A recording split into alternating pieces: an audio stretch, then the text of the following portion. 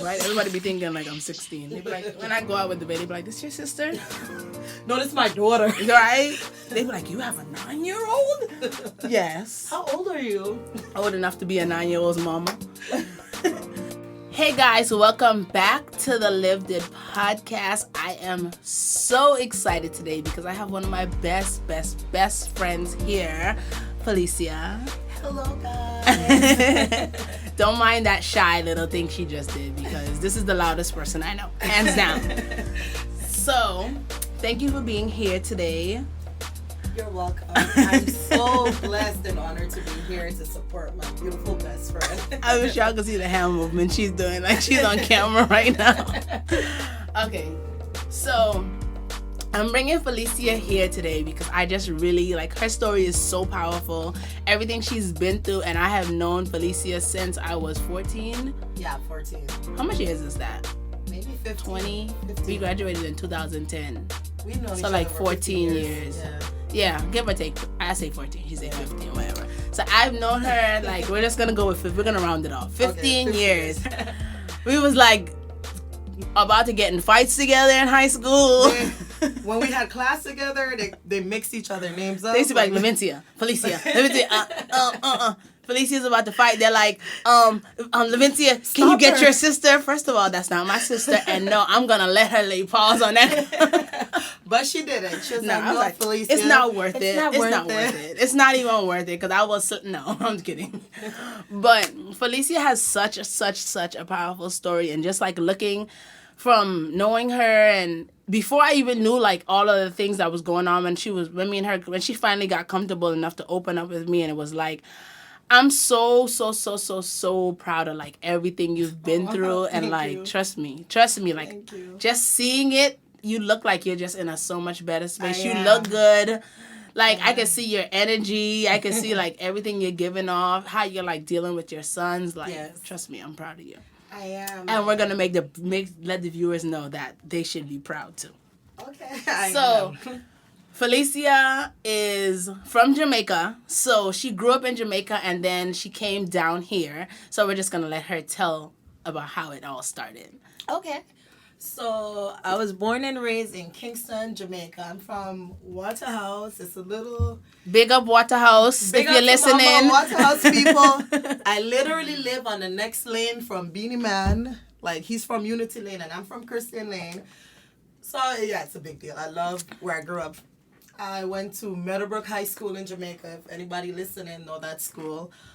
I could say I had a decent childhood, but it was abusive, you know. Like my mom left to come to America when I was 3, and my sister was 2 months old. And she left you with your dad, right? Yeah, she left with my dad, and she came here for a better life, you know, like we all, yeah. Like, I could totally relate. Yeah, she came here for a better life. And my dad was young at the time. I didn't even realize that. My dad was 23 when he had me. And, you know, for a 23-year-old guy to be doing this by himself. Right. And my dad did everything. He washed, he cooked, he cleaned.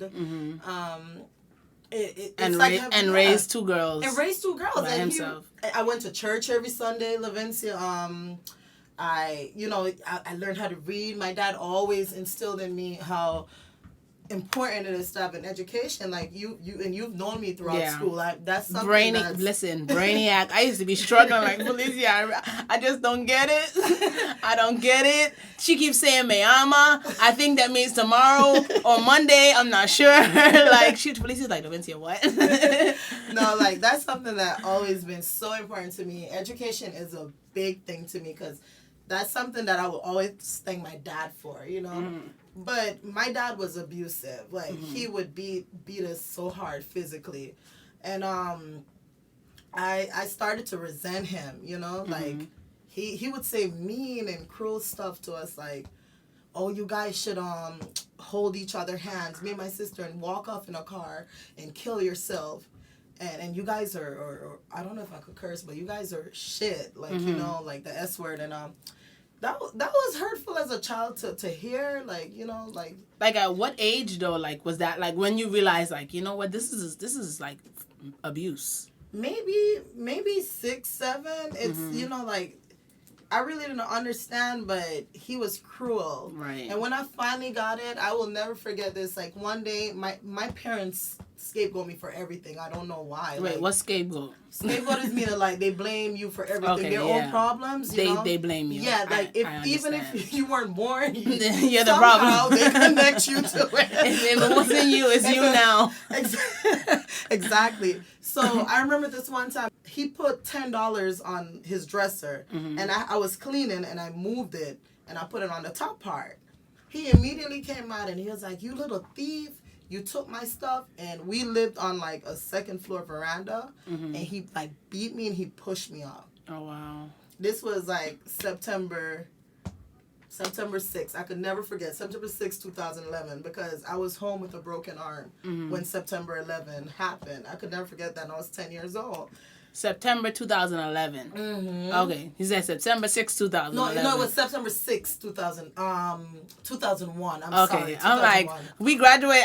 I graduated in 2010. You was here. Okay, 2001. No, I'm sorry, 2001, because I was home on September 11th, 2001. I remember that. Yeah. And that's when I'm like, I don't know why this man hate me. Like, what did I do to him?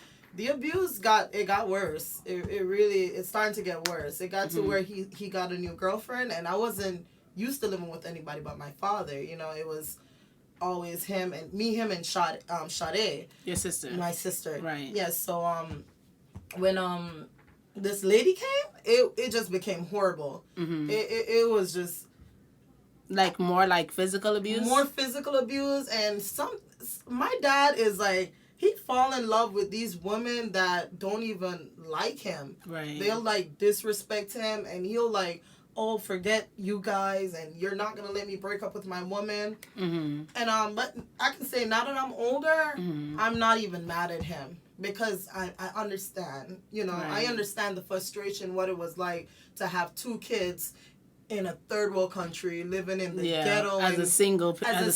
Parent. Yeah, That's a lot of mental trauma, you know, being that. So I understand, and I completely forgive him.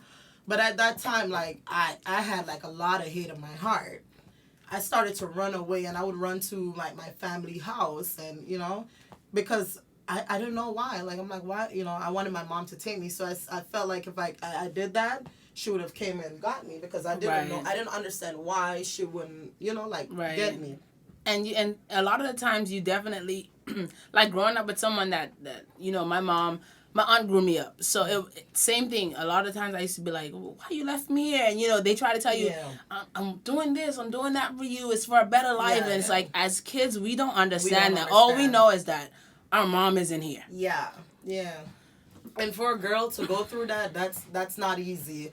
I having my first period, my father was there. I never really had a mom. Right. So moving to America and meeting my mom, like my cousins, I have great. How old were you when you moved here, though? I was 14. And my cousins, they came to get me, and that's something that I'll forever be thankful for, because. They came to get you because of the abuse? Yeah, but my mom, you know, like they all worked it out as family, but something that they did for me, I'll never forget that, because I have one cousin, and Maury, and he's amazing. And he really, one day he looked at me, he was like, "No, we're not going to leave you. Like, this is going to work, you know? You're going to come here." And he's so wise. Right. This boy's so wise. Like, he's 14 and he was talking like a 30-year-old man, like just giving me the confidence that I need. And I think at that time he didn't even know what was going on. What he did for me at that time. When I moved here and I met my mom, I was really happy. Wait, how at that time when you were living in Jamaica, did like your mom visit, or you hadn't seen her for like all those years? I had never seen her for all those years. So like, how long was that? 12 years. 12 years. 12 years, because I moved there when I was 14, and so she left when I was 2 years old. So that whole time, like, were you like nervous when you were coming here? Like, oh my gosh, I hope she likes me. Or you used to talk to her so you guys had a good relationship? No, I didn't really know her, because she never really used to call that much. But I just wanted to know her. I always wanted to know mom. I always said, like, if my mom was here, I wouldn't get treated so badly. You know, like I always said that. People used to be mean to me, like my grandmothers, and my grandmother in Jamaica, they were nasty to me. But I always felt like if my mom was here, that would never happen. Right. So coming here, you know, I'm seeing my mom. I'm like, okay, all my problems are over. Right. I'm about to have a good life. I'm about to be in America. Bye, Jamaica. Bye, Jamaica. A foreign. Foreign my dad. Yeah, I really felt like that. I really felt like, you know, like it would have been better. But, you know, like maybe the second week of moving here, my mom started doing like stuff that I'm like, this lady not kind of right, you know, like. So wait, stuff like what? Okay, one time we went to my uncle's house. My uncle came to visit from California, and he was showing me pictures. He's like a little D-list actor in Hollywood. He was showing us pictures with Oprah and stuff, and I have no idea what happened, but she stormed out of the house, and she was like, "Oh, you didn't stick up for me." And you're so disrespectful as a daughter, and I just didn't. I didn't get it. I'm like, what happened? Yeah, I just put in the back of my mind like she's insane. Right. And she, you know, I would do anything. Like I said, I wanted a mother so badly, I would have done anything. So around I was 15, she's starting to let her husband have sex with me, and you know, it happened like 3 times, maybe like the first 3 times it happened, I was doing it because she literally would call me like, go do it. Or like she wasn't at the house or something? Yeah, like if she was at work, like she would tell me go in the room and go to him. That's crazy. Yeah. So like at that, you didn't think like nothing was wrong with it, or you just was like, you know what, I got to do this because I don't want to go back to Jamaica. That, but I knew it wasn't right, but it was like I needed my mom love so bad. So you'll be surprised how people can manipulate children, you know? Like children, especially even people, oh, you're 14, you should have known better. Like, nah, no. That's a child. Trust me. Even as an adult, there's still some things like somebody will tell me like, oh, I need you to go pick up this, and I'll be like, you know, when you think someone has your best interest in heart, you're like, well, I didn't know it was drugs, officer. Yeah. You know, it's kind of like the same thing. Like, you know, I feel like you have my best interest in heart, but at the same time, it's like, okay, I'm gonna do this, and you don't know, like, okay, yeah. So I understand. I definitely understand. Yeah, it was more manipulation. So, my when I came here, my mom was living like a little efficiency. Like, I literally did not have a bed, you know? Like, I was on the couch. And this lady she would, like, constantly every day, like, oh, you know, I brought you from Jamaica. And you could, you know, like, just saying all these things. And as a child, all those emotions, like, they're going through you. Like, you feel like you're a burden. And you just don't. I felt like I couldn't even think for myself. Like, you know, like. And when one night her husband came in to me at the time, and I was like, no, I don't want to do that.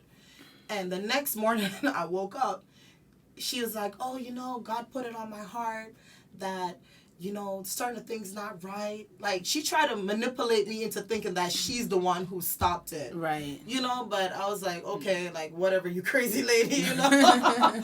Like, whatever. Right.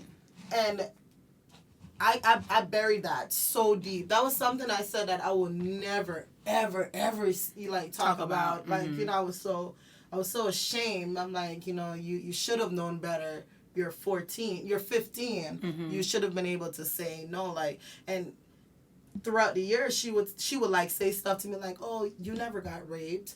You wanted it. Nobody would believe you. Literally. Right. Like, we'll just be driving and she'll, like, manipulate me into not saying anything. And then on top of that, being, like, an immigrant. And it's like, you know, do I really want to, like, open up this can of beans and get deported and go back to, like, the physical abuse? Exactly. Or do I want to just withstand it and hope things get better? Exactly. And I'm glad I did withstand it. And at the right time, that's what, you know, like, I felt like God has always been with me throughout my life, even though I didn't come to that realization until about maybe a year ago. But just to give me that wisdom at 14 years old to say, 15 years old, like, no, don't say anything. Like, it's not worth it going back to Jamaica. You know what I mean? Because there was nothing there for me in Jamaica. What am I going back to? Right. You know, so I'm glad that I was able to, you know, like, hold that in. And she started to talk so badly about me to everybody because like I said, the older I got, the wiser I got, because she had to like protect herself. Right. If I ever said anything, she wanted to make sure that she already painted this picture to the family that you're this hot girl and you don't listen. I'm like this. So if you say it, it's like, oh well, she did already say that. Exactly. Right. And you know what? That's why I said God has been with me for my whole life. Like, you've been with me in high school, and you've seen, like, I've always just been like my books and stuff like that. And at that time, it was, even when you like shared it with me, I didn't know all of that was going on, because you didn't share it with me till like after we both had graduated. Yeah, when I was at 20. Then after you like shared it with me, I kind of like started thinking back, and I was like, you know what?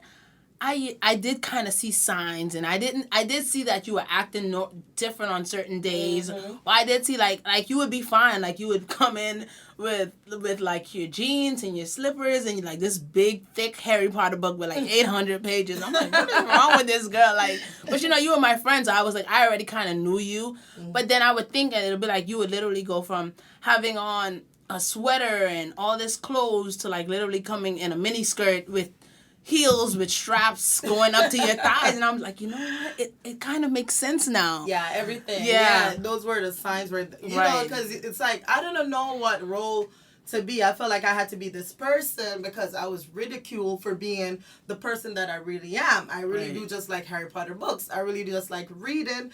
I do, you know, like, there's certain things that I just prefer. And I was ridiculed for that. Like, oh, why do you act like that? You're not Jamaican enough. Or, you know, you're not like this. Yeah. And really and truly, I'd rather listen to 80s music than...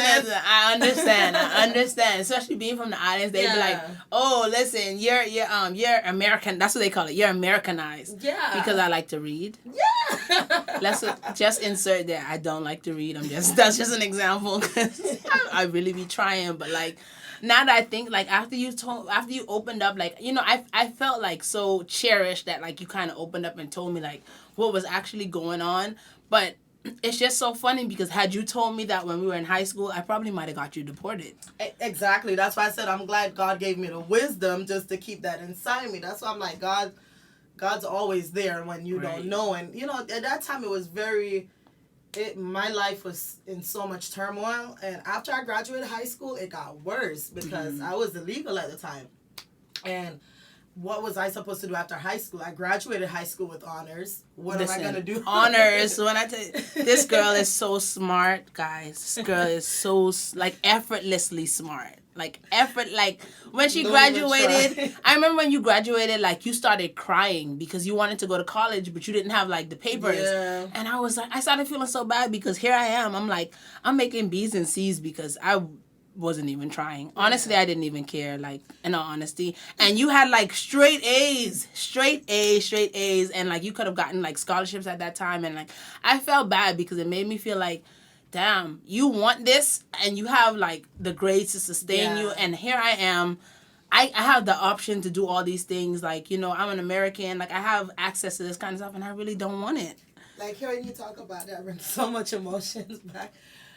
Because it really, really did hurt at that time. And I had, like, you know, we hung out with Sinjel and Stephanie, your other two friends. And I was so supportive of my friends. Like, they applied for college, and I was so supportive of them. But, you know, like, inside me, it still hurt. It hurts, yeah. Yeah, but I've always been like that. I've always been super, super supportive of my friends. And genuine. But hearing you saying that, it hurts so much, because at that time, I really wanted that. But now looking back, that's not what I need, you know, at that time. I had so much going inside me that I pushed, like, all these emotions that I pushed back, and having an abusive mother, you know, I was just this angry person. Yeah. And when she says angry, guys, like, really angry. Felecia would, like, if you walk up to her and she don't know you, she would say, what the F are you looking at? I'd be like, Felecia, no, don't do that. I'm surprised we didn't get beat up in high school, because I literally, when someone will come up to us, like, why are you talking to us? It's so weird, because you and I are like day and night. Yeah. So it was like seeing that you were like this angry, like, pop off type of person, and I was just kind of like just kind of like going with the wind. And all my friends were chill. Yeah. I was the only angry one. I really do feel like God like really put us together. Yes. Just so that we can make it out. Because you were like straight, you like Levincia, just do that. And I'm like, okay, that makes sense. Like I didn't think about it like that. But looking back, I definitely feel like God really works in mysterious ways. Yeah, He does. And I needed you girls at that time, and it's so crazy. Like 15 years later, here we are. We're still here. Yeah, and but I'm very happy for my friends, like, and whatever they do. But at that time, I really did not need that. Right. So in 2011, I met my husband, Louis. That was, you graduated in 2009. Yeah, 2 years later. So that was 2 years after you graduated. I met my husband. He is... Her now husband. Listen. He is amazing. I'm not even deserving of it. Listen. How long have you two been married? 7 years in September. 7 years. And we've been together 9 years. He is amazing. Felecia, the most amazing when guy. I tell you God works in mysterious ways, because Louis is the only person that could deal with you. Yes. I promise you. I swear to God, God made that man for me. You, yeah. Like, literally, God made that man for me. When I first met my husband, I was the one to even approach him. Like, I remember seeing him, I'm like, ooh, like, that sexy guy. And I went over there, I'm like, hey, what's your name? Like, all aggressive and stuff. He was like, what? And he left the restaurant the day. I'm like, he didn't even ask me for my number, right. like. And I went to one of my cousin, because he had owned the restaurant at the time, and I tried to ask my cousin about it. My cousin was like, oh, I don't know him. I think he came in with this guy that's supposed to be doing something for me. I was like, oh, okay. And he came, I text Stephanie, and I was like, ooh, girl, I met my husband literally. Just like that. Just like that. I didn't even know him. I met the guy one time. I was like, I met my husband. He's so sexy. He's so dark. And I can't wait for him to come back. And she was like, girl, you crazy. That's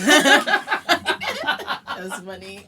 She was like, girl, you crazy. And he came back in one night, and my aunt was there, like in the restaurant, and I was like, oh no. So, wait, you worked at this restaurant? I worked at this restaurant with my cousin, So I was like, oh no, I just stopped working, girl, and I went to the table to sit with him. Listen, God works in mysterious ways. And we just started talking, and he told me he was in the military and stuff like that. Then the age came up, you know? So he was like, how old are you? I'm like 20. I just turned 20. I was like 19 2 days ago. He was like, what? Wait, how old were you actually? I was 20. Oh, you was 20. But he was 31.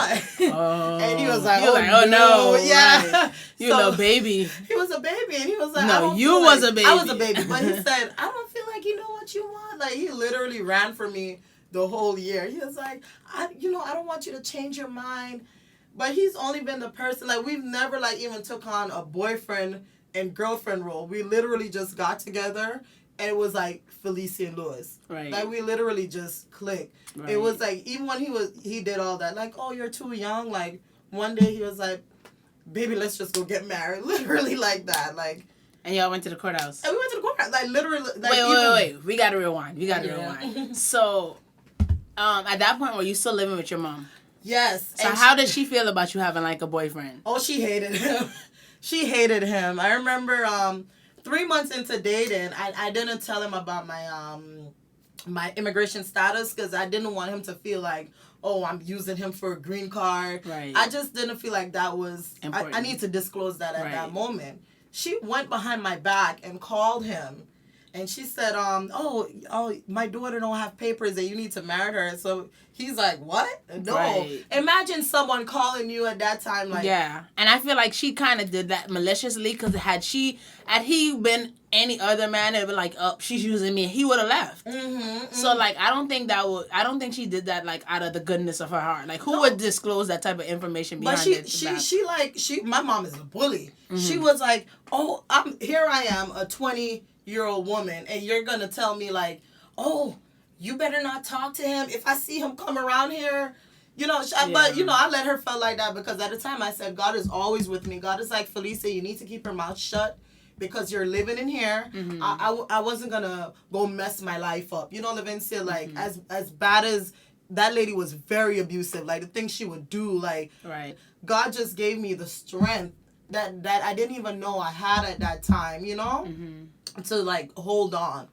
to that. Like, one mother does that to their Right. daughter. Like, here I am. She's like, oh, you better not speak to him because whatever she thought. And it's so funny, like, that whole time, looking back, it's like me and Louis never broke up. Like, she Right. thought she was this god. Like, Louis and I never broke She up. probably just didn't. I feel like maybe she just didn't want you to like move on. Yes. And in my opinion, I could be wrong because I don't have like a degree in this or whatever. But in my opinion, if a mother could like stoop down to let her husband sleep with her child, like, what kind of insecurity are you dealing with? Very insecure woman. Right. She, even though she act like she's so secure, she's an extremely insecure woman that built up this false sense. And, like, you know, back, if you asked me 3 years ago, I would have tell you, like, nah, I hate her. But now, like, I look at her, like, when I look at my children, I see me, especially my youngest, and I love him so much because I look at my face. He looked just he looks like exactly you. He looked like you. I'm like, how could I look? And even Zaire look exactly like his daddy. And I'm so, he's, oh my God, I am so in love with that little boy. Mm-hmm. And I'm like, how can you look at your child and not like them? You must not like yourself, you know? Was it ever good though? Was it ever like, it was always bad? It was always bad with her.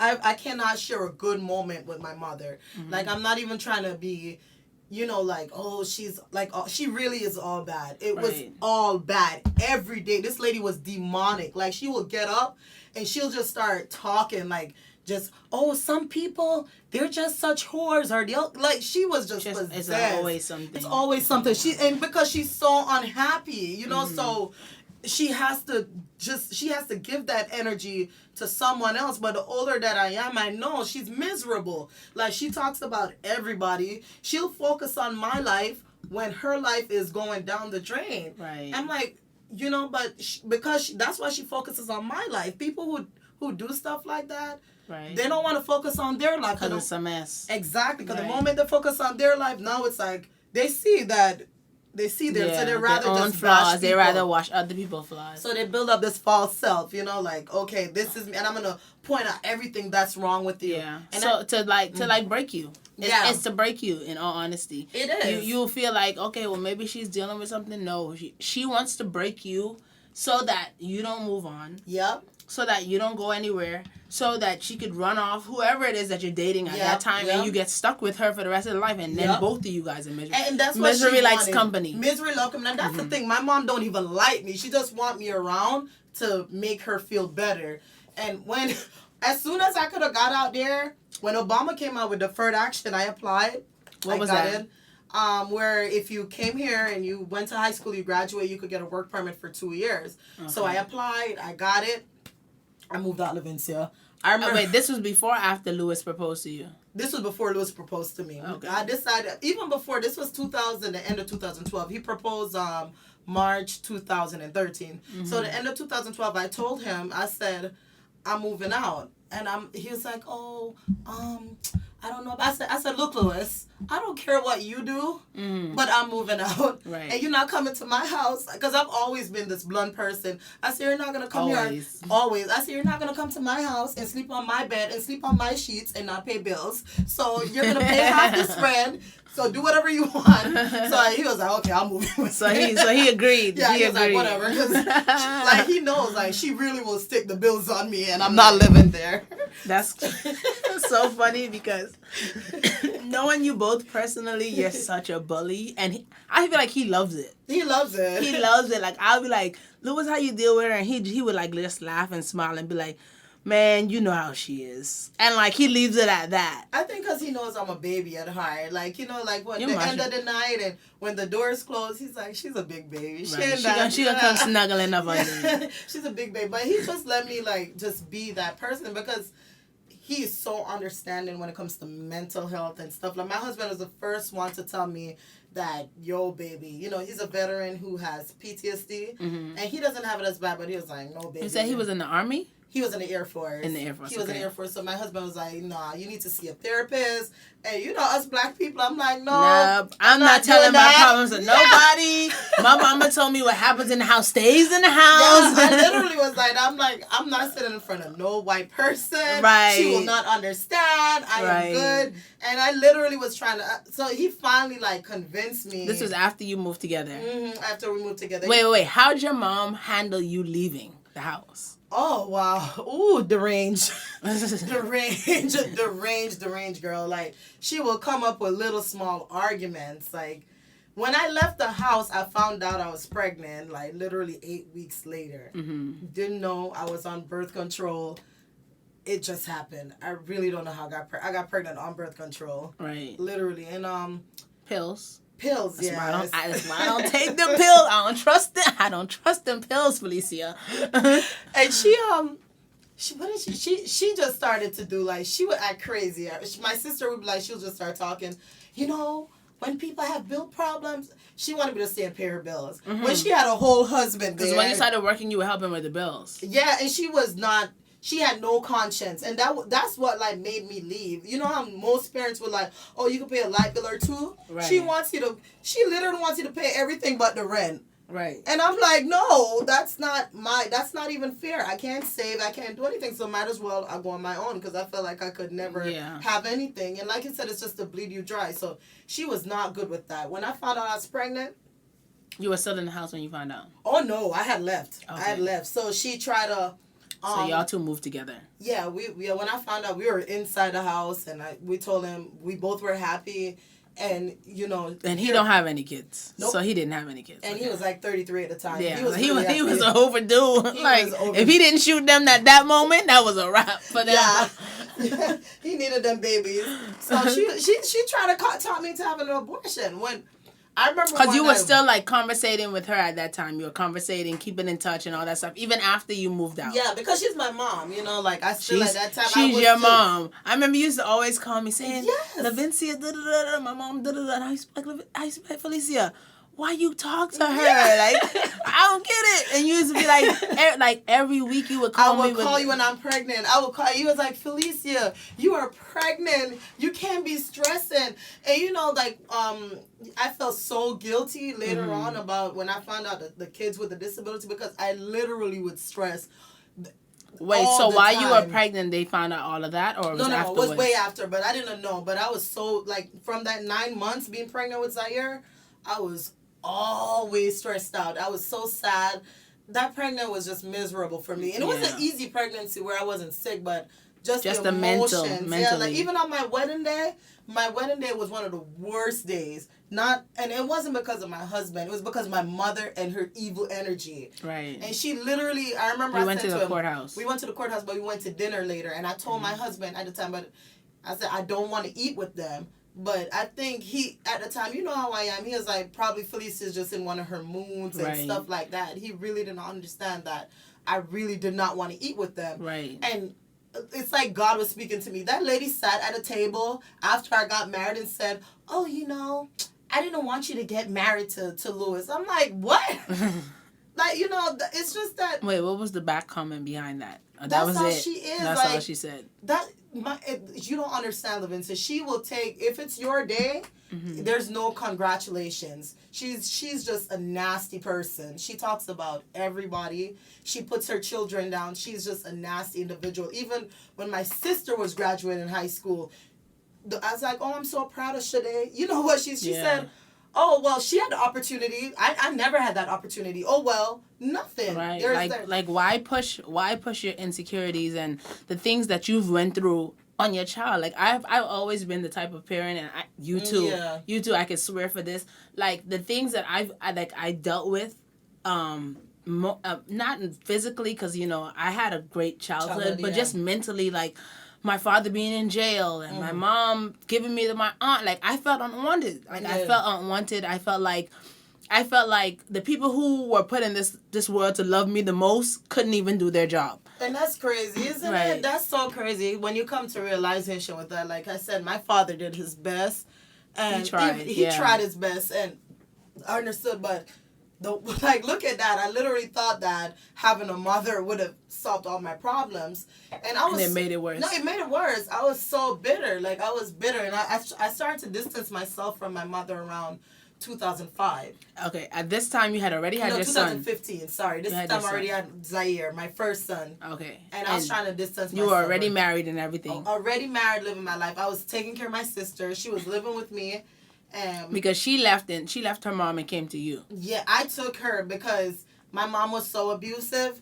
And like physically or verbally? No, just mentally abusive. Like, if you guys know what a narcissist is, it's a very dangerous person. Like, listen, I didn't know what a narcissist was until you like broke it down. Yeah, so like break it down to everybody else. Yeah, a narcissist basically is a person who think like they're God, and it's so deep. It's not even like just like that. These people, they're insecure, and you could be in a relationship with these people, and they act like they're so. You have an overt narcissist that walk around like Donald Trump, right? But they're so insecure. Like, you see how he constantly talk about Obama. Yeah. The perfect way to describe my mom, she's an overt narcissist. Right. Like, she just tells you straight out, I don't like you. Right. You know, and so like she will always say stuff. I don't care about anyone. I care about myself. Like, she literally is like that.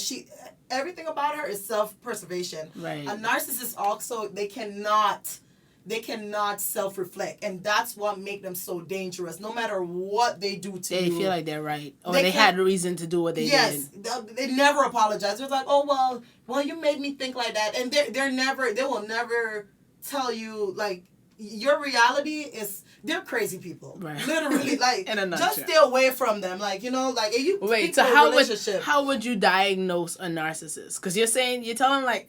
Not me, because, you know, yeah. You already broke it down to me. I know what I'm looking for. When you say narcissist, I'd be like, huh. Yeah. I'd be like, narcissist, no, don't come around me. So, like, for the audience, how would you tell somebody that they're dealing with a narcissist?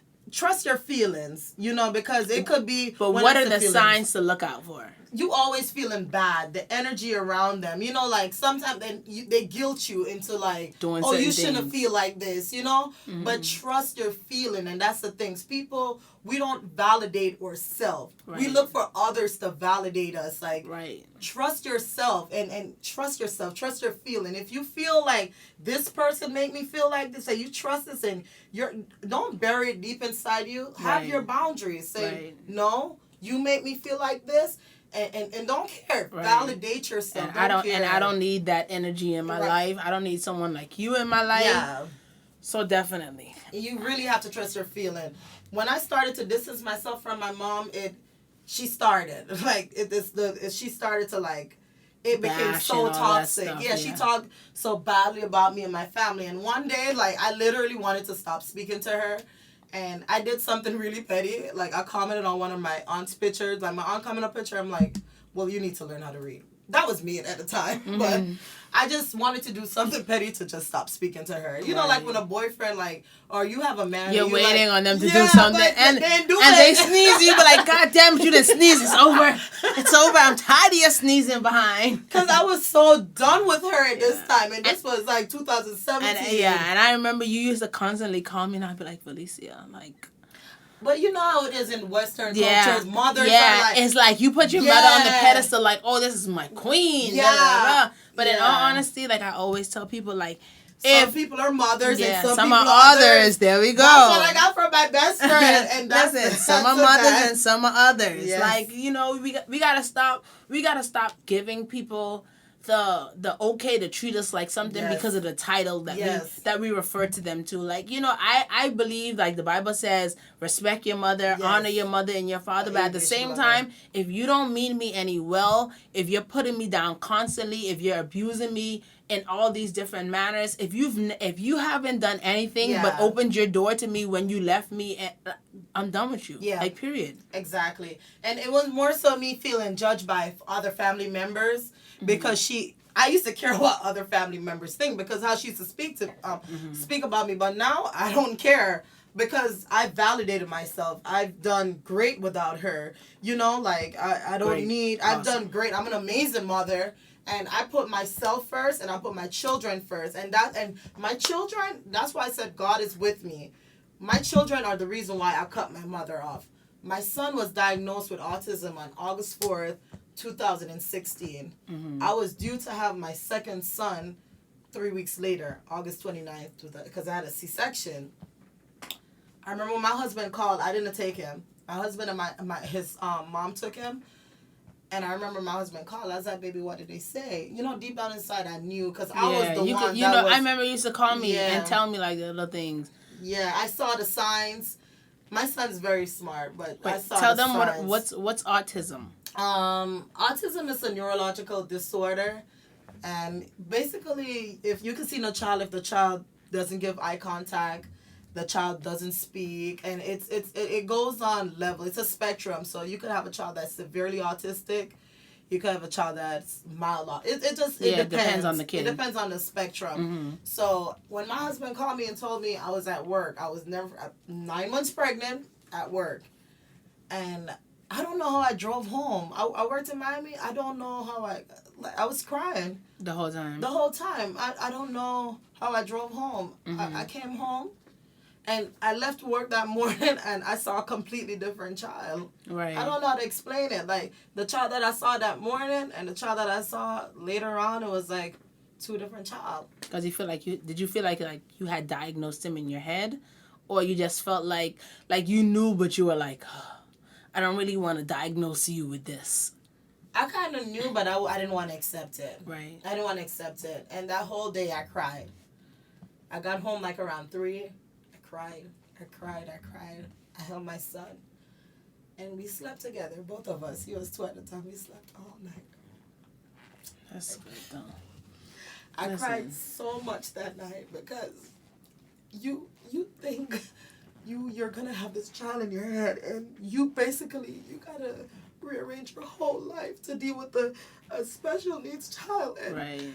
I felt like, why me? There are bad mothers out there that got quote-unquote normal children. Why me? I felt like, why is God doing this to me? That's literally how I felt like I'm a great mother. I really love my children. I put my children first.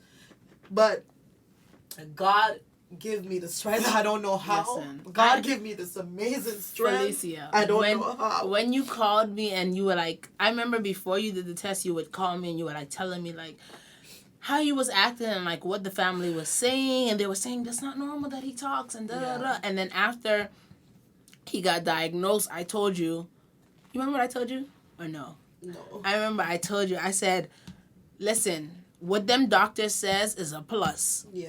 But you know your son. Yes. You know what your son does, what your son likes, what your son doesn't like, this and that. So what they give you, you take that and you hold that you hold that enough to deal with your son with how you already been dealing with him, because they give you no shade to doctors, they do an amazing job, they really they're doing their job, but as mothers, they're not God.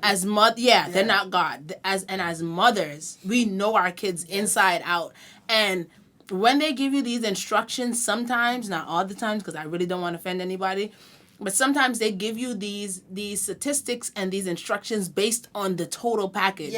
But your son, Zaire, is in the total package. Oh, Zaire no. is an individual, and you know what he likes. You know what he doesn't Very like. Smart. Yeah, and listen. Very smart. Felecia, when you told me that, I came over one day and I was like, listen, I could see like he has a little social distancing, this and that, and with all this corona going on, Zaire is he's gonna beat this.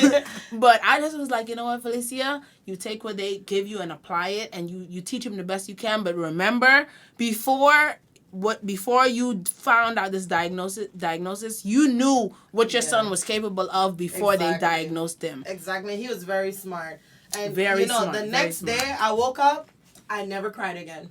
I said, I'm going to get my son all the help he needs. And I'm the type of person, I love reading. I love researching. I dive deep into autism. I started researching. I saw that my second son at the time, Logan, he had a 50% chance of having autism. Even though I didn't trying to put it on my mind, I always hey, this could happen. This is a possibility, you know? And so I just started researching. Even my husband at the time, he didn't accept it. He was like, this is my son. Yeah, he was like, no, he's still going to be Floyd Mayweather, baby. Right? And I'm like, baby, he has a neurological disorder. He cannot. He was like, oh, no. He's not going to get hit. But I really dug deep. I got them the therapies, and I'm 25 going through this. 25 years 25, old. but your first child. My first child. Most girls in the clubs doing that. I'm a wife, like cooking for my husband, taking care of everything, still going to work, you know, like working, like, but my husband made me work part-time, you know. I was like, never, Felecia, you was working like 20 hours a week. Yeah, my husband will never let me work full-time. Never, ever, ever, ever. I love it. Yeah. But I really dug deep. I got my son the therapy he needed, and you know, like I took him to a second neurologist to get a second opinion. And she diagnosed him with autism also, but she was like, it would have been Asperger's, but they took that DSM, they took that away because it's too similar to autism. So wait, what's DSM? It's like a mental health thing. Like whenever you go to get diagnosed like by a therapist, they have this form, like, you know, where you have to meet these certain criteria to be diagnosed with that. Right. So my son met the criteria of being diagnosed with Asperger's, which is like autism, but it's not autism. But because they took it away in 2015 because it's too similar to autism, so it's all under the same spectrum. And the doctors told me my son was nonverbal. He was because he had no words. At 3 years old, my son did not speak. Saying anything. He did not. I remember you called me and told me that. You're like, he's not talking. I'm like, he don't want to talk. Yeah, like I never thought I would ever hear my son say "mommy." And my son is 6 now. And he says "mommy," and he talks. And he says no. Because he says my daughter was like, "You want to play hide and go seek?" He was like, "No." He get all the little girls now. God is good. You know, it's not, you know, it's a process. And my youngest was also diagnosed with autism. And I saw the signs. At what age was he diagnosed, though? I saw the signs at 13, 14 months. Because you knew more. Because I knew more about it. So I said, my husband, my other son, he's very mild because he gives great eye contact. Yeah. But he gives great eye contact. Logan and you would not be able to Zaire. tell. Listen, Logan and Zaire are like, Zaire's the oldest, guys. Zaire's the oldest. Logan is the youngest. And they're like day and night. They're like day and night. And both have autism. They both have autism, but they're like so, like Zaire is more like a loner. And he stays to himself. Do his own thing. He's like well behaved. And Zaire is like, I'm here. I'm out here, y'all. Like, don't touch this. I'm touching this. Yeah. Logan is like, I'm gonna fight you. He's like, he's literally like, my child. Like, I literally cloned him. He's like, you. He's the way he loved my husband. He's always on my husband. Like, and I used to be like that a lot. Like, I'm always on Louis. Like, Louis, come bed with me. Like, me and Louis literally are best friends. Like, I don't even see Louis as my husband. Louis and I are friends. Like, if you look on my fingers, I have not worn a wedding ring in the last 4 years. Because I throw them away and I get mad. No, but like, oh, you thought you was my husband? Here we go. No, but he's like, I'm not buying you anymore. But no, Louis is literally my best friend, and I love him. Like I told you, the first time I met him, it was like something just drawn me to him. And my youngest son, he's literally like that. Like, he loves his father. He's like, no, mommy, you can't. No, my daddy. Listen, relatable. I better tell him my kids all I did for you, and here you are out here clinging to your daddy of all. But listen, they know who loved them. They know, like, they know. Yeah, they have their favorite. Kids. It's all cool. And I'm so thankful for them because my kids freed me from that abuse from my mom finally, because once I got those diagnosed, I didn't love myself enough to see my worth in that situation. And many of us don't. We don't see our worth. You know, like other people see our worth. Like other people like, wow, Felecia, you doing good. I didn't see my worth. Like to see that I was a good mother. I was doing what I needed to do. You know, like I still felt like I wasn't enough because I had people in my ears just being negative to me. Right. And when my son got diagnosed, I love my kids so much. I said, I need to be in a good mind frame. Right. So I don't need anybody be negative because they need me. They need their mother. And that was when I decided to cut my mother off completely. Right. And what was like Louis' takes on it? Was Louis like your husband? He was like, get rid of her? Or he was like, it's your mom. You know, because I know, like, husbands play a big... I don't have one, y'all. Yeah. But they play a big part on, like, your decision-making. He does, but one thing I could give to him, he lets me go through my own motions. That's one thing I love about my husband. And, like a lot of people say, older men are controlling. Not my husband. My husband will let me mess up. And, like, he will literally let me mess up. And they be like... He's not like, I told you so. Right. He's going to be like, oh, don't think you're young. It happens. Now you know better. So when I did come to him and he saw that pain in me, my husband know me. You know me, Felecia. I literally can't hold a grudge. I will curse you out 5 minutes, and 5 minutes later, I'll be like, oh, do you want some food? Let's go eat. No, I don't want no food. You didn't hurt me. You better tell me sorry. No, but that's just literally me. So my husband knew, like, if I was saying something like this, he knows that this was something really serious. And he asked me, he was like, baby, are you sure? And I said, yes. And he was like, okay, I'll support you on this. I'm cutting her off. Yeah, I'm cutting her off. He was like, I'll support you on this. And I needed him to be... I needed his voice at that time to fight for me because I was just done fighting. I couldn't do it anymore. And I told him that. I said, why am I fighting with these people? You know, I got a husband that could tell him, like, yo, respect my wife's space. Right. You know, and that's what he did. That's what he did. Because I saw her husband literally like 3 weeks after I cut them off in Publix. And he tried to come up to me like, hey, and my husband was like, whoa. You know, my husband was like, my wife isn't speaking to you guys right now, you know, like he literally got them together and he was like, oh, what's going on between her and her mom has not, he threw his wife under the bus. And my husband was like, well, that's your wife and this is my wife and I want you to stay away from my wife and my family right now. So he really did support me. My mom really got enraged that year. And let me tell you how God worked, Felecia. Like, I cut my mom off March. It's 3 years now. I cut her off March 2017. And one night I got an email, literally like a month later. It's like, oh, you have an interview for American Airlines. I've been applying for this place for over 3 years. And I went in and I got the job. And that was the best thing that happened to me because going there, I started to see how I had let myself go. Like, I looked like what I was going through. I was like 26 and I look like 45, literally. You had gained all that weight, yes, right? I gained a lot. And you've seen everything in my face, the misery, but going there, I really saw how much I let myself go. And I was going to go back to school that year, and my husband was like, no, just go, like, work, you know, and do this. And I'm happy I did because I really got to find myself. Like, I got to grieve losing my mother, and I had to accept that, and I still was bitter, like, and I had to go to therapy. I was bitter. I'm like, how can she do all of this to me and she's never reached out, she's never done anything, you know, like she's never reached out, you know. But I still had to be strong and validate myself. I cut my entire family off because of her. And not because my family did anything to me, but I just didn't need your opinion. And you didn't need the energy around. And I didn't need your especially when you're trying to, like, when you listen, I understand, because I remember when I had to rebuild myself, like when I was going through all these family issues, like people were like, you cut me off. I didn't even do anything to you, but it wasn't about you at that time. It was about preserving me. Like, I had to, I don't mean anybody no harm. Like, I just need to find myself.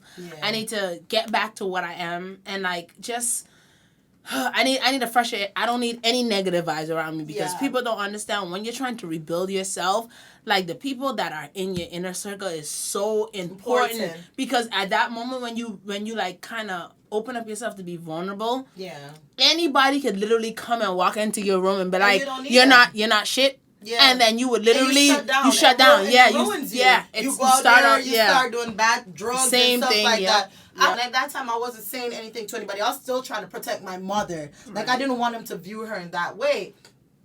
You think my mom cared? She was like, oh, let me talk about her even worse. And God made me go through the motions to where I learned how to love myself. I really started traveling. Like, this one year, I did nothing but travel. My husband was like, I think I went to Vegas 6 times one year. I remember. I went to D.R. My friend is in Vegas again. I ain't never even been to Vegas. Because my husband spoiled me. Like, I love that. Like, I can remember. Like, you were, I was like, you're like, Felecia, we're in da-da-da. I'm like, what? What? I love it. Energy. Goals. Goals. He's amazing, man. Like, literally, like, when I went to American, he was like, oh, you don't have to pay any bills, baby. I'm like, what? Really? Save your money. Save your money. He literally, even though I wasn't saving it. I wasn't spending it on the bills, though. But he's just like that. He's like the man that's gonna provide. And, you know, like, and he's an American guy. Like, you know, most American, they believe in half-half. my husband's not like that. He's like, no, I don't want your money. You know, sometimes I forget that Louis isn't Jamaican. Yeah, he comes off as a Jamaican. I forget that he isn't Jamaican until he tries to talk Jamaican. I'm like, yeah, he's not Jamaican. Because he'll be like, yeah, man. No, Louis, it don't work. No. But even when we go to Jamaica, like, everybody was like, oh, I thought he was Jamaican. But they think, like, his parents are Jamaican. Because he really just have that. He's down to earth. He's really down, and he loves earth. You. He loves you. So anything that you love, he kind of likes. He's like, my baby loves this. We're gonna do this, and he just kind of adapts. I love that. He does. I love that. And where I come from in Jamaica, I come from Waterhouse. It's like, literally, it's run down, and I wasn't ashamed to bring my husband there, to bring him to my house and say, this is how I grew up. And my husband sat there, went with me to the bathroom there, and he's like, baby, I respect you so much. Like, this is what you come from and the type of woman that you are. Like, he's down to earth like that. He'll go on the road. You know how Caribbean people, we sit out and we drink. Yeah. And he's out there drinking. Hey, girl. Like, let me bun a split. Listen, when I tell you how down to earth he is, guys, me and Felecia will be on the phone. We'd be talking for like 45 an hour strong. And then I'll say something, and then Louis will come in like, yeah, Levincia, I was saying the same thing. I'm like, or he just start giving Levincia advice on her life. Yeah, Levincia, you don't need to do that, girl. Levincia's like, you need to get friends. Listen, I'd be like, what? How you got in this conversation? Oh, my, and then 45 to an hour minute later, she'd be like, oh, Levincia, I had you on speaker. Well, damn. Thank God I wasn't saying nothing out of the way. But, like, even if I said anything out of the way, that's going to the grave. Like, he is so down to earth. I love him for you. I love him. He's so perfect, man. Like, that, he really saved my life with my children. Right. I'm telling you. And I love him. And he's an amazing father. Like, a lot of people be like, oh, you're so lucky because, you know, you have 2 autistic children and he's around. I'm like, what? Like, I didn't make that by myself. Right. Listen, that's what they're supposed to do. Like, wait, I gotta rewind. Yeah. Listen, guys, we're like sipping wine and stuff. Felecia have like something else in her cup. It's not wine, but it's not for me to disclose what she's drinking. But I need to go back to, like, you said that you started to go to therapy because as island people, like, you're Jamaican, I'm Bahamian. If you guys don't know, but like. We go to church. We go to church, and if God can't heal it, it can't be healed. Something wrong with you. That's so funny. But it's like, as island people, we don't do therapy. And Felecia, I've seen like your growth. You like, did, right? I've seen your growth, and I can see like the space that you're in, and I know. I mean, God can do it. Like, don't get me wrong, but like, I know. When you told me you was going to therapy, I knew it was something. Yeah. So like, at what point did you start going to therapy? I had a nervous breakdown one day. Like, Wait, this was before or after the? After my mom. After I cut my mom off, like, literally. You were pregnant. No. It was like 2017. I already had Logan, and I was working. And one day, 2018. This was like a year after cutting her off, and I felt like, okay, I did it. I'm good, but I still had all these deep traumas, unresolved trauma. And I don't even remember what me and Luz were arguing about one day. I honestly don't, but I know I really spazzed out and I started hitting myself. I literally had a mental breakdown. And he really came beside me and he started crying. He was like, baby, you can't stay like this. Mm-hmm. You can't stay like this. And he's been telling me to go to therapy. And the same day he called, I was still working at American Airlines at the time, and we have free counseling at our job, like where they give us 4 free sessions with any therapist. Yeah, my job does that too. Yeah, the EAP, right? So he called, and I could get 4 more off his because we're a husband and wife. Mm-hmm. So he called, he set everything up. Mm-hmm. He set everything up. I just literally had to show up, literally, and I started to get a lot of things that were bothering me off my chest, and with the therapist. But I still didn't even. I didn't even speak about the rape, even though I had told you, I had told Louis, and I disclosed it to my sister.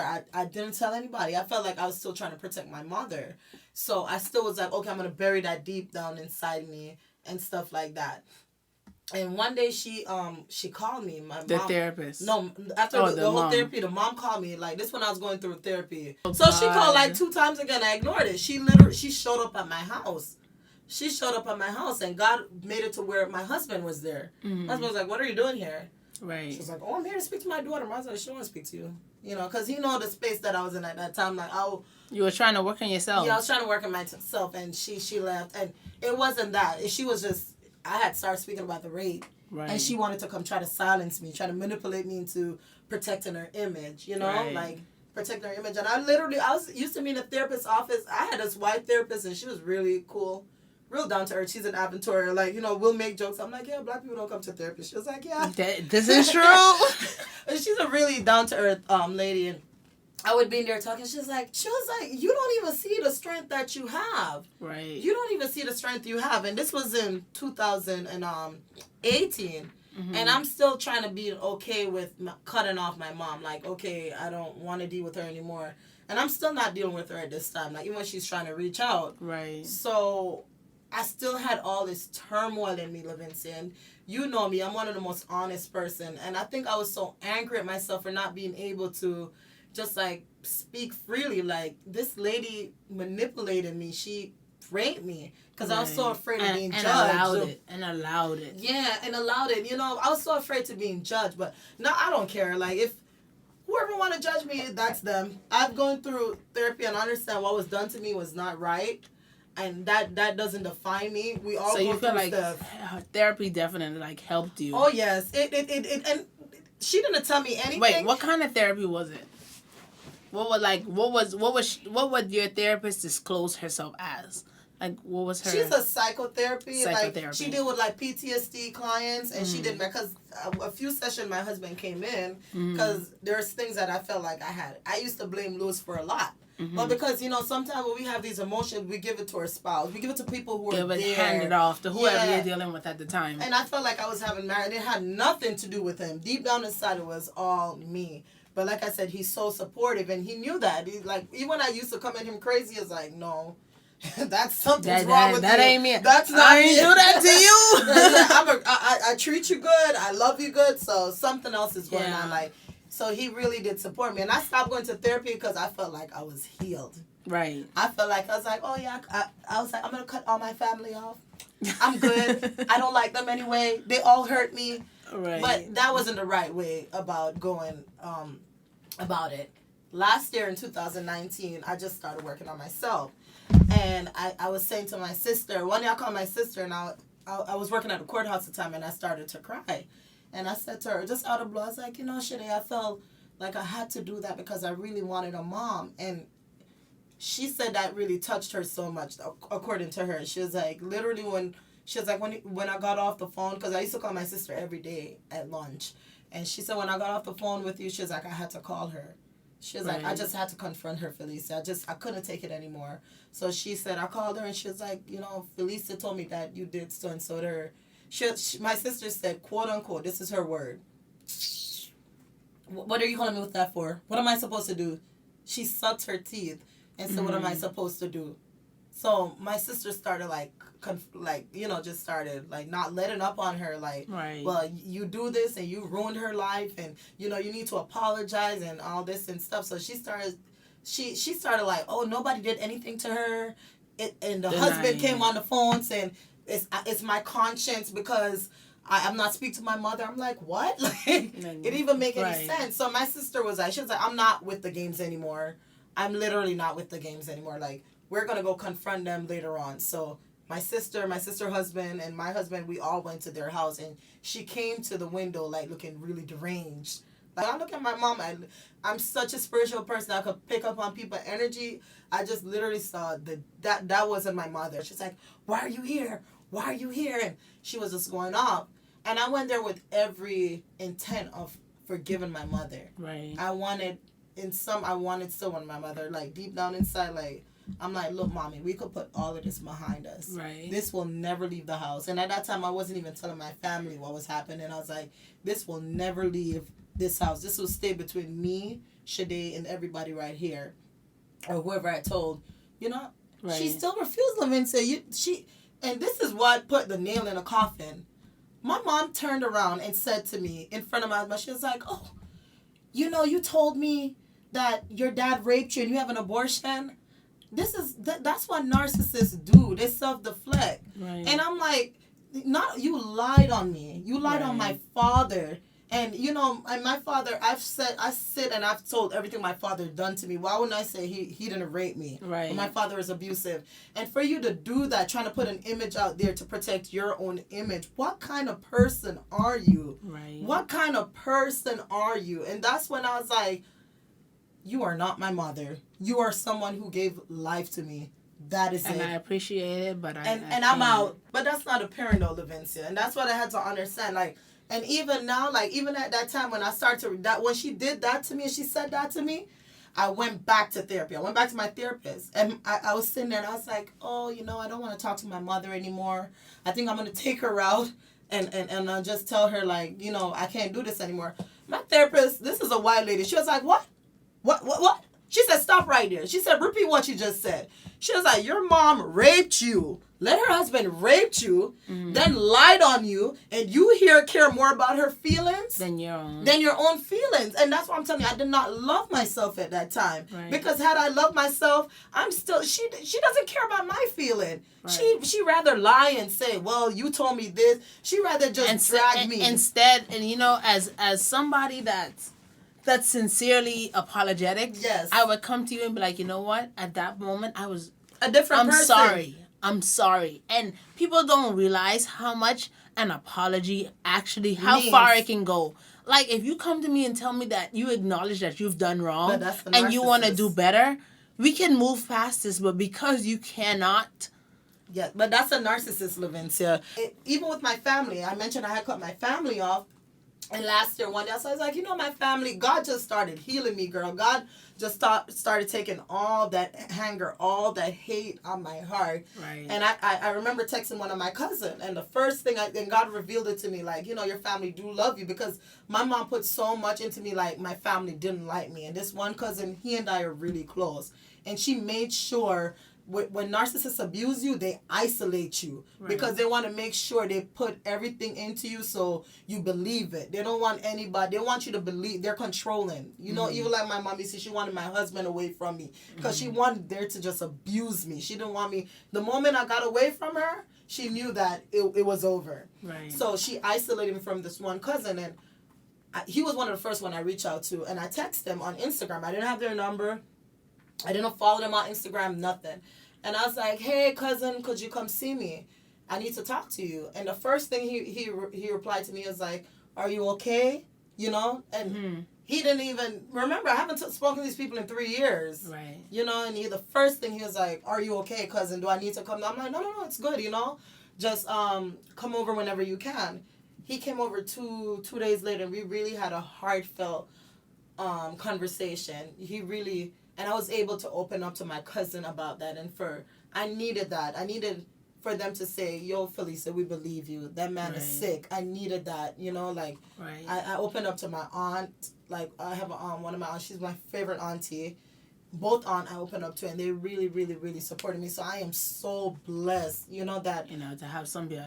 Yeah, because my mom could have really poison all their mind against me. Right. And even though I did validate myself, but I'm so thankful that I have family who support me, and they will still text me and be like, I'm so proud of you. Proud of you. Look at yourself in the end, Felecia. Right. You're doing so good. And like you said, Levincia, you know me, and the woman that I've become, and with everything, even with you, guys, Felecia has enrolled back in college, and she's graduating this year with my AA, and I'm going to FIU next year, and I'm graduating BC with honors, just like high school. Like Levincia said, it's effortless.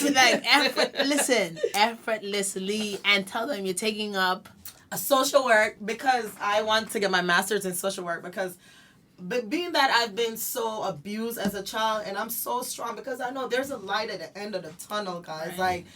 You might not see it. Everything that I've gone through, now that looking at it, I really could smile. And I'm glad I went through it. God was preparing me to have those children. At the time I was like, why me? No, I'm thankful he gave those little boys to me because he knows that I could do it. He could have gave them to a mother like my mother. Who would abuse them. Do anything for them. Exactly. And God prepared me for those little boys. God prepared everything in my life I'm so thankful for them. Whenever I pray in the morning, my prayers are, God, thank you for my children. Right. Thank you for my children, because with their condition, they need me. And I'm going to always be here for them. I'm going to always support them. I'm going to always love them. And I'm so thankful for them. Like, and with the career path you're taking up, not only would you be able to like help kids who've been through stuff like that, they will know, like, it gets better, guys. Like, trust me, there's nothing or no one can break you once God is with you. And trust me, I've lost my way, but God have always been there, like, holding my hands. There's nothing, absolutely nothing you could get through. You're gonna make me cry. I don't even cry, and I'm like tearing up. I'm like, you know what? This is the first time I've seen you cry. First of all, I haven't cried yet. It's like building up. I've never seen a tear, so I'll take that.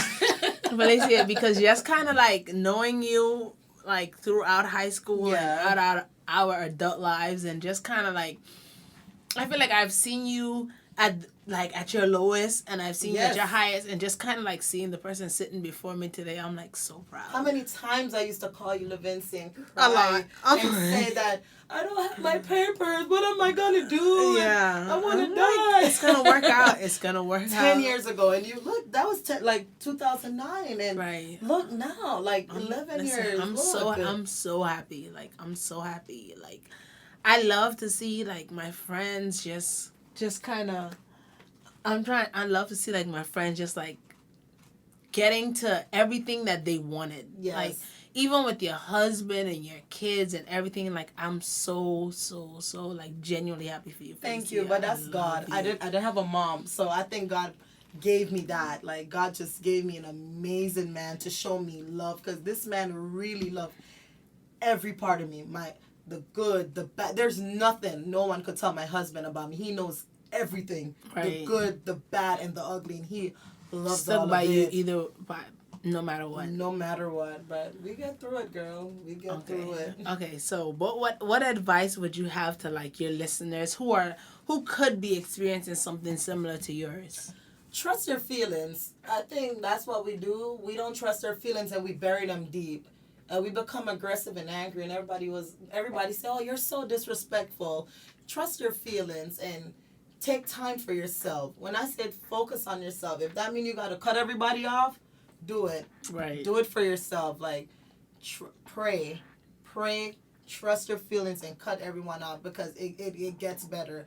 And clear your mind. Once that mind is clear, once all that garbage is gone, you really see things in a different light. Like, ask God for wisdom. That's something I always say in my prayer in the morning. God, ask me for wisdom. God, grant me wisdom, and understanding to like see the things that I don't understand, and just to know what's going on around me, and to know what I can build. But we're gonna go ahead and close. So, Felecia, you want to close us out?